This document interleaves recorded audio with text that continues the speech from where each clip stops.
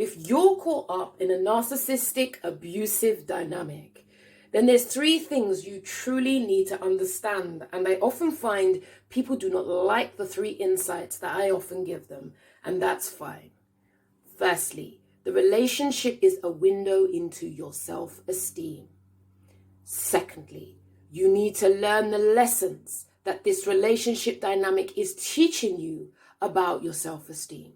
Do you need to learn to stand up for yourself? Do you need to be able to articulate your voice?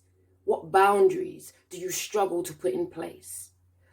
Thirdly, if you do not learn the lessons from a narcissistic abusive relationship, whether you identify as an empathic person or highly sensitive individual or not, you will repeat the class. Narcissists only exploit the issues that were already there. If that makes sense to you and you need assistance, inbox me.